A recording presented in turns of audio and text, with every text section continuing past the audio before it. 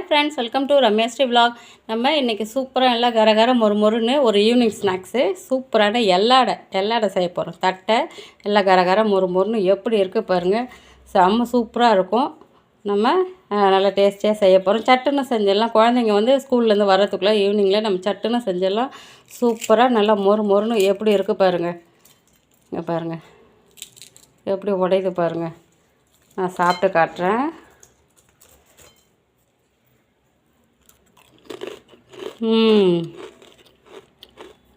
நல்லா மொறுன்னு இருக்குங்க. சூப்பராக இருக்குது. எண்ணெய் அந்த அளவு குடிக்காது. நல்லா பொட்டுக்கடலை மாவு போட்டு செஞ்சு பாருங்கள். நீங்கள் கடலை மாவை விட நீங்கள் பொட்டுக்கடலை மாவு போட்டு செஞ்சு பாருங்கள். செம்ம சூப்பராக இருக்கும். டேஸ்ட்லேயும் குறை. நான் வந்து ஒரு மிக்சிங் பவுல் எடுத்திருக்கேன். அதில் வந்து 1 கப்பு அளவுக்கு அரிசி மாவு, பச்சை அரிசி மாவு. இது வந்து கடை மாவு தான். வீட்டில் அரைச்ச மாவில் கடை மாவு தான். வீட்டில் அரைச்ச மாவு கடையில் வாங்கின மாவு எது இருந்தாலும் பரவாயில்ல. நம்ம அளந்து எடுத்துக்கணும். இந்த மாதிரி மெஷர்மெண்ட் கப்பு இல்லைனாலும் பரவாயில்ல. ஒரு கிண்ணம் இல்லை டம்ளர் அதில் அளந்து எடுத்துக்கோங்க. எல்லாருக்கிட்டையும் இது மாதிரி மெஷர்மெண்ட் கப்பு எல்லாம் வாங்கி வச்சுருப்பாங்கன்னு சொல்ல முடியாது. இல்லாதவங்க ஒரு கிண்ணம் எடுத்துக்கோங்க, இல்லை டம்ளர் எடுத்துக்கோங்க. அதில் அளவாக போட்டுக்கோங்க. நான் வந்து 1 கப்பு அளவுக்கு பச்சரிசி மாவு எடுத்திருக்கேன். அதே கப்பில் 1/4 கப்பு அளவுக்கு பொட்டுக்கடலை மாவு நான் மிக்ஸி ஜாரில் அரைச்சி ஜலிச்சு வச்சுருக்கேன். பொட்டுக்கடலை மாவு 1/4 கப்பு அளவுக்கு. 1 கப்பு பச்சரிசி மாவு, 1/4 கப்பு பொட்டுக்கடலை மாவு எடுத்துக்கணும். இதுக்கு கடலை மாவுலாம் தேவையில்லை. நீங்கள் பொட்டுக்கடலை மாவு போட்டு செய்யுங்க. அவ்வளோ சூப்பராக நல்லா மொறுன்னு வரும். நமக்கு தட்டை சூப்பராக வரும். பொட்டுக்கடலை மாவு போட்டுட்டு இதுக்கு தேவையான சால்ட்டு போட்டுக்கலாம். இதுக்கு வந்து நான் வந்து ஒரு 1/2 ஸ்பூனுக்கு கொஞ்சம் கம்மியாக போட்டிருக்கேன். 1/4 ஸ்பூன் கொஞ்சம் கூடுதல், 1/2 ஸ்பூன் கொஞ்சம் கம்மி போட்டிருக்கேன். ஏன்னா மாவு நான் கம்மியாக தான் எடுத்துருக்கேன் இல்லைங்களா. அதுக்கு தகுந்த உப்பு தான். நம்ம அதிகமாக எடுக்கணும்னா அதுக்கு தகுந்த உப்பு போட்டுக்கலாம். உப்பு போட்டுட்டு பூண்டு அப்படியே உரிச்ச பூண்டு தான், தோலோட போடல. உரிச்ச பூண்டை வந்து அப்படியே ஒன்றும் போதுமாக லைட்டாக தட்டி வச்சுருக்கேன். அதை போட்டுக்கலாம். இல்லை வாசனையாக இருக்கும். நம்ம பூண்டு போட்டோம்னா அதில் இந்த மாதிரி லைட்டாக தட்டி போட்டோம்னா எல்லடை நல்லா வாசனையாக இருக்கும் சாப்பிட்றதுக்கு. அதில் ஒரு 1/2 டீஸ்பூன் அளவுக்கு தனி மிளகாத்தூள்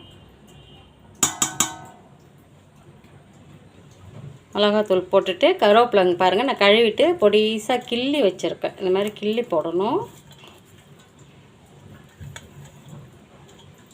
இந்த பூண்டும் கருவேப்பிலையும் தான் இந்த எல்லடையில் நல்லா வாசனை, அந்த ஃப்ளேவர் எடுத்து கொடுக்கறது. நல்ல வாசனை வரும். நான் வந்து ஒரு 2 ஸ்பூன் அளவுக்கு கடலைப்பருப்பு ஊற வச்சு போடுவாங்க. நான் கடலைப்பருப்புலாம் போடாமல் பொட்டுக்கடலை போடுறேன். இது மென்று சாப்பிட்றதுக்கும் நல்லா மொறுன்னு இருக்கும். நம்ம சாப்பிடும்போது கடலைப்பருப்புனா லைட்டாக அழுத்தம் கொடுக்கும். அதனால் பொட்டுக்கடலை போட்டுக்கிறேன். ஒரு 2 ஸ்பூன் அளவுக்கு பொட்டுக்கடலை போட்டுட்டு பெருங்காயத்தூள்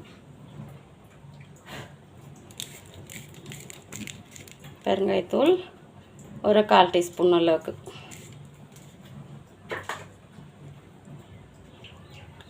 எல்லாத்தையும் ஒன்றா மிக்ஸ் பண்ணிடலாம்.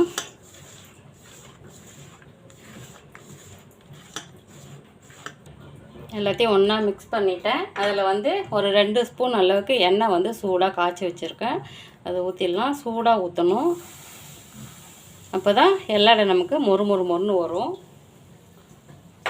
எண்ணெய், பட்டர், நெய் எது இருந்தாலும் ஊற்றலாம்.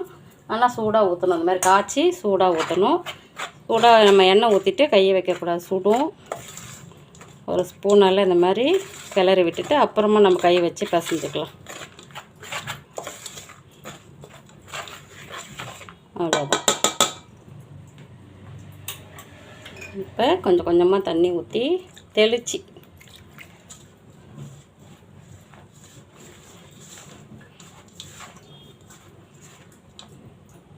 நமக்கு எல்லடை தட்டுறதுக்கு பதமாக பசைஞ்சிக்கலாம். சப்பாத்தி மாவு பதத்துக்கு பசைஞ்சிக்கலாம்.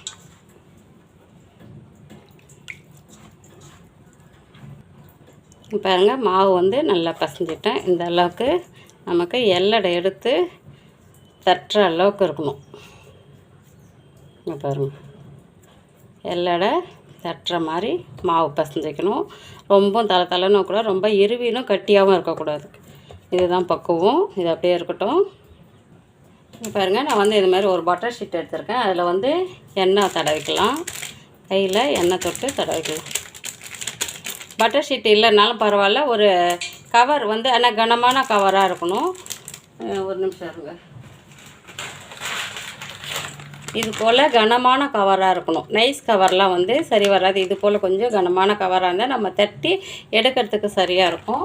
அப்படி இல்லையா, வாழை இலை இருந்தாலும் எடுத்து இந்த மாதிரி எண்ணெய் தடவிட்டு நம்ம எல்லடை தட்டிக்கலாம். தடவிட்டு நம்ம பிசைஞ்சு வச்ச மாவில் கையில் மறுபடியும் எண்ணெய் நல்லா தடவிக்கலாம்.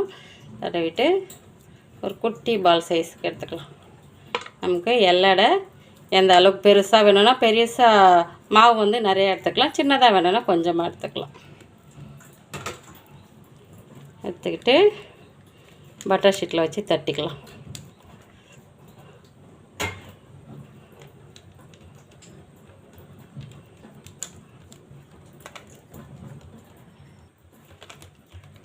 ஒரே லெவலாக தட்டணும். ஒரு இடம் மொத்தமாக ஒரு இடம் சப்பையெல்லாம் இருக்கக்கூடாது. ஒரே லெவலாக தட்டணும்.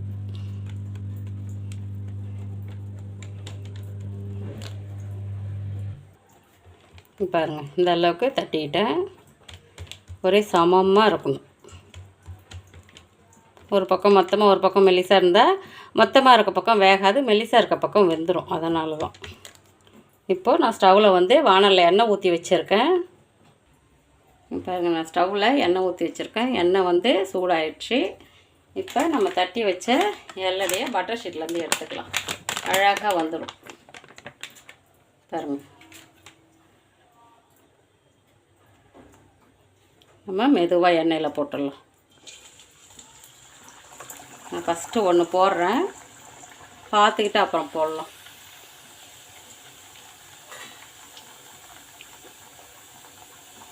இந்த பொட்டுக்கடலை ஒன்று ஒன்று மேலே இருக்கிறது அப்படியே பிரிஞ்சு வந்துடுச்சு. உள்ளே ஒன்று ஒன்று நல்லா அழுத்தி தட்டும்போது அது ஒன்று ஒன்று உள்ளே போயிடுச்சு. அது வரல, தனியாக இருந்தது மட்டும் வந்துடுச்சு. நம்ம அதுக்கு தான் கொஞ்சம் நல்லா லைட்டாக அழுத்தம் கொடுத்து தட்டிக்கணும். மாவை வந்து எல்லடை தட்டும்போது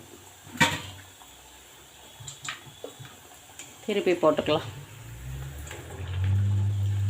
நல்லா செம்ம ஃப்ளேம் வந்து கொஞ்சம் மீடியமாக வச்சுக்கிட்டு வறுத்து எடுக்கணும், பொரிச்சு எடுக்கணும்.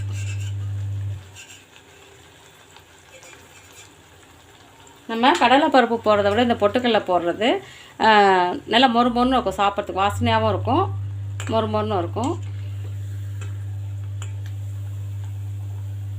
நான் ஃப்ளேம் குறைச்சி வச்சு தான் வேக வைக்கிறேன்.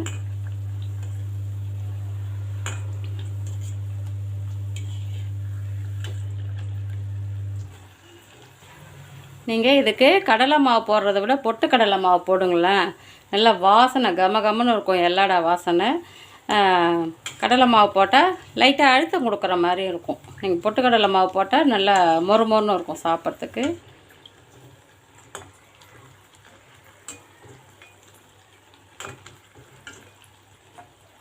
அவ்வளோதான், எடுத்துடலாம். எப்படி இருக்குது பாருங்கள். எல்லடா சூப்பராக. நம்ம மாவு அரிசி ஊற வைக்கல, மாவு அரைக்கல, ரெடிமேடாக வந்து இன்ஸ்டன்ட் மாவு கடை அரிசி மாவு வச்சு கடை மாவு வச்சு சூப்பராக எல்லடை செஞ்சுருக்கோம். நல்லா டேஸ்ட்டாக இருக்கும், சூப்பராக இருக்கும். எண்ணெய் நல்லா வடிகட்டி எடுத்துக்கலாம். பாருங்கள், சூப்பரான எல்லடை எடுத்து ஒரு பிளேட்டில் வச்சுக்கலாம். நல்லா இப்போயே மொறுமொறுன்னு சத்தம் வருது. இன்னும் ஆற ஆற நல்லா மொறுமொறுன்னு இருக்கும். அடுத்த பேட்சும் போட்டுக்கலாம். அடுத்த பேட்சு எல்லடை போட்டுக்கலாம்.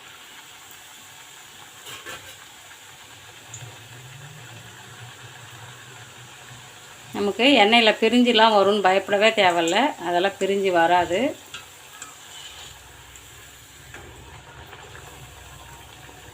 இப்போ இந்த தடவை வந்து அந்த பொட்டுக்கடையில் நல்லா தட்டிட்டேன். மாவுல வச்சு நல்லா தட்டினதுனால பிரிஞ்சு வரல பாருங்கள். எனக்கு ஃபஸ்ட்டு எதை செஞ்சாலும் ஃபஸ்ட்டு செய்கிறது அது கொஞ்சம் ஒன்று தீஞ்சிரும். ஏன்னா எண்ணெய் சூடாக இருக்கும், ஒன்று தீஞ்சிரும், இல்லை சில நேரம் வெடிக்கும். அதனால் இந்த எண்ணெய் பொருள்லாம் செய்யும்போது நான் பயந்துக்கிட்டே செய்வேன். உங்களுக்கும் சொல்கிறேன், கொஞ்சம் கேர்ஃபுல்லாக இருங்க. எண்ணெயில் நம்ம எது பொரிச்சாலும் இது வெடிக்காதுன்னு நம்ம நினச்சி இருக்கக்கூடாது. சில நேரம் டப்புன்னு வெடிச்சதுன்னா ஒன்றும் பண்ண முடியாது. அதனால் கொஞ்சம் கேர்ஃபுல்லாக இருக்கணும். அந்த பயத்தில் எனக்கு ஃபஸ்ட்டு சரியாக தட்டாமல் விட்டுட்டேன். அதில் தான் பொட்டுக்கடலை பிரிஞ்சு வந்துடுச்சு.